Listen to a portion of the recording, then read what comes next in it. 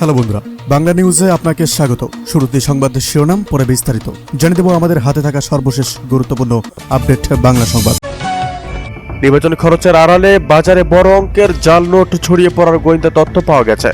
কেন্দ্রীয় ব্যাংক এই বিষয়ে কি জরুরি বার্তা দিবে? নির্বাচনী ইস্তেহারে বেকারত্ব দূর করা বিষয়ে তরুণরা রাজনৈতিক দলগুলোর কাছে কি দাবি জানালো? দলগুলোর প্রতিশ্রুতি কি শুধুই কাগজে কলমে থেকে যাবে? চেয়ারপারসন হিসাবে তারেক রহমানের প্রথম নির্বাচনী সফরের আগে সিলেটে অতিরিক্ত 5 প্লাটুন বিজিবি মোতায়েন করা হয়েছে। কেন এই বাড়তি সতর্কতা? হিন্দু ভোটারদের টানতে এবং নিরাপত্তা নিশ্চিতে বিশেষ সেল গঠন করেছে বিএনপি। তবে এটি কি শুধু নির্বাচনী কৌশল নাকি দীর্ঘমেয়াদী পরিকল্পনা, তা নিয়ে চলছে কাটাছেঁড়া।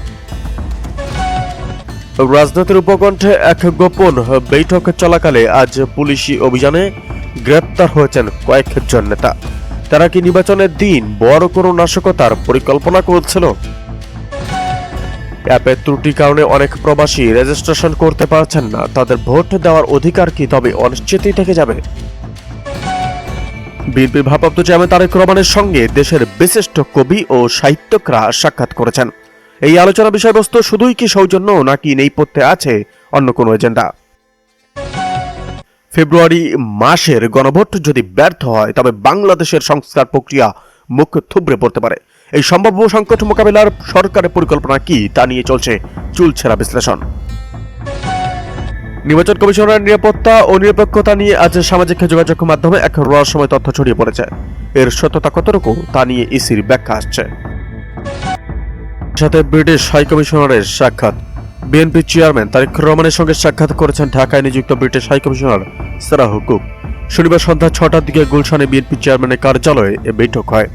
এ সময় আরও উপস্থিত ছিলেন বিএনপি মহাসচিব মির্জা ফখরুল ইসলাম আলমগীর, দলের স্থায়ী কমিটির সদস্য আমির খসরু মোহাম্মদ চৌধুরী, যুগ্ম মহাসচিব ও BNP chairman foreign affairs advisory কমিটির সদস্য হুমায়ুন কবির। এর আগে বিএনপির চেয়ারম্যান তারেক রহমানের সঙ্গে সৌজন্য সাক্ষাৎ করেন ঢাকায় নিযুক্ত নেপাল ও ভুটানের রাষ্ট্রদূত। বিকেল 4টায় নেপালের রাষ্ট্রদূত ঘ্যানশ্যাম ভান্ডারী গুলশান কার্যালয়ে আসেন। তিনি বিএনপি চেয়ারম্যান তারেক রহমানের সঙ্গে দ্বিপাক্ষিক স্বার্থ সংশ্লিষ্ট বিভিন্ন বিষয়ে আলোচনা করেন। বৈঠকে দুই দেশের বন্ধুত্বপূর্ণ সম্পর্ক, পারস্পরিক সহযোগিতা এবং দক্ষিণ এশিয়ার ভূ রাজনৈতিক স্থিতিশীলতা নিয়ে আলোচনা হয়েছে বলে জানা গেছে। নেপালের রাষ্ট্রদূতের সাথে বৈঠকের পরপরই বিকেল 4:55 বিএনপি চেয়ারপারসনের কার্যালয়ে পৌঁছান ভুটানের রাষ্ট্রদূত দাসো কারমা। এদিকে হাদি হত্যার বিচারে এক সপ্তাহের আলটিমেটাম ইনকালাব মঞ্চের।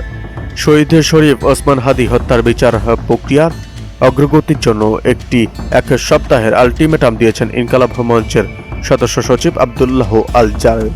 শুক্রবার বাদ-জুমা ঢাকা বিশ্ববিদ্যালয়ের রাজু ভাস্কর্যের পাদদেশে শরীফ ওসমান হাদি হত্যার দ্রুত বিচারের দাবিতে বিক্ষোভ মিছিল শেষে এ ঘোষণা দেন তিনি বলেন, আগামী এক সপ্তাহ আমরা অপেক্ষা করব।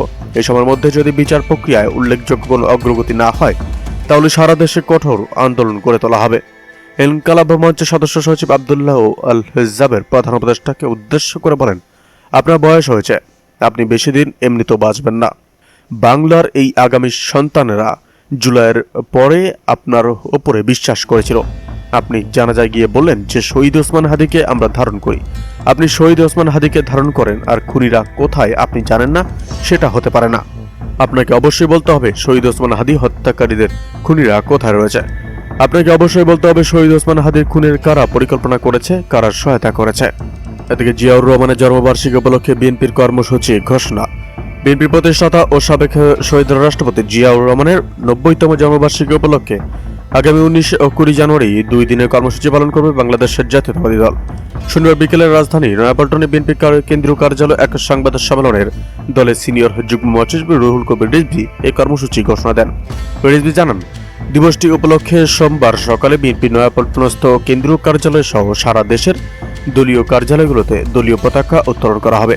এরপর বেলা 11টায় রাজধানী শেরেবাংলা নগরে জিয়া উদ্যানে শহীদ রাষ্ট্রপতি জিয়াউর রহমানের মাজারে বিএনপির জাতীয় স্থায়ী কমিটির সদস্য সহ দলের সব পর্যায়ের নেতাকর্মীরা পুষ্পস্তবক অর্পণ ও ফাতেহা পাঠ করবেন। এদিন দলের চেয়ারম্যানকে উপস্থিত থাকার জন্য আনুষ্ঠানিকভাবে আমন্ত্রণ জানানো হবে। পরদিন 20 জানুয়ারি বেলা 11টায় কাকরাইলের ডিপ্লোমা ইঞ্জিনিয়ার্স ইনস্টিটিউশন মিলনায়তনে আলোচনা সভা অনুষ্ঠিত হবে। এতে দেশের বিভিন্ন এবং বিশিষ্ট ব্যক্তি ও বিএনপির জ্যেষ্ঠ নেতারা বক্তব্য দেবেন। এদিকে স্বামীকে সমর্থন জানিয়ে প্রার্থিতা প্রত্যাহার স্ত্রী। স্বামীর পাশাপাশি নেত্রকোনা 4 আসনে মনোনয়ন নিয়েছিলেন সাবেক রাষ্ট্রপতি এবং স্বরাষ্ট্র প্রতিমন্ত্রী লুৎফুজ্জামান বাবরের স্ত্রী তাহমিনা জামান শ্রাবণী। স্বামী বাবরের বিরুদ্ধে স্বতন্ত্র প্রার্থী হিসেবে লড়ার ঘোষণা দিয়েছিলেন শ্রাবণী। শেষ পর্যন্ত স্বামীকে সমর্থন জানিয়ে নিজের প্রার্থিতা প্রত্যাহার করে নিয়েছেন শ্রাবণী। শনিবার সকালে নেত্রকোনা জেলার রিটার্নিং কর্মকর্তার কার্যালয়ে উপস্থিত হয়ে তাহমিনা জামান শ্রাবণীর পক্ষে তার প্রার্থিতার সমর্থনকারী মির্জা মুকুল আনুষ্ঠানিকভাবে এ প্রত্যাহারের আবেদন জমা দেন। বিষয়টি নিশ্চিত করেছেন নেত্রকোনা জেলা প্রশাসক ও জেলা রিটার্নিং কর্মকর্তা মোহাম্মদ সাইফুর রহমান। আসন্ন ত্রয়োদশ জাতীয় সংসদ নির্বাচনে নেত্রকোনা 4 থেকে বিএনপি মনোনীত প্রার্থী হিসেবে প্রতিদ্বন্দ্বিতা করেছেন সাবেক স্বরাষ্ট্র প্রতিমন্ত্রী লুৎফুজ্জামান বাবর। তার স্ত্রী তাহমিনা জামান শ্রাবণী স্বতন্ত্র প্রার্থী হিসেবে মনোনয়নপত্র জমা দিয়েছিলেন। স্বামীর আসনে স্ত্রীর স্বতন্ত্র প্রার্থিতা নিয়ে রাজনৈতিক মহলে বেশ আলোচনা সৃষ্টি হয়েছিল। তবে শেষ পর্যন্ত প্রত্যাহারের নির্ধারিত সময়ে আবেদন জমা দিয়ে তিনি নির্বাচনী লড়াই থেকে সরে দাঁড়ালেন। এদিকে ইসলামী আন্দোলনের জন্য জামায়াতের দরজা খোলা। ইসলামী আন্দোলন বাংলাদেশ এককভাবে নির্বাচনের ঘোষণা দিলেও তাদের জোটে ফিরে আসার সুযোগ থাকার কথা জানিয়েছে জামায়াতে ইসলামী সহকারী সেক্রেটারি জেনারেল এবং প্রচার ও মিডিয়া বিভাগের প্রধান এহসানুল মাহবুব জুবায়ের। এককভাবে নির্বাচনের ঘোষণা দিয়ে ইসলামী আন্দোলনের সংবাদ সম্মেলনে পরদিন আজ শনিবার ঢাকার মগবাজারে দলীয় কার্যালয়ের সাংবাদিকদের এক প্রশ্নের জবাবে এ কথা জানান তিনি। ইসলামী আন্দোলনের জন্য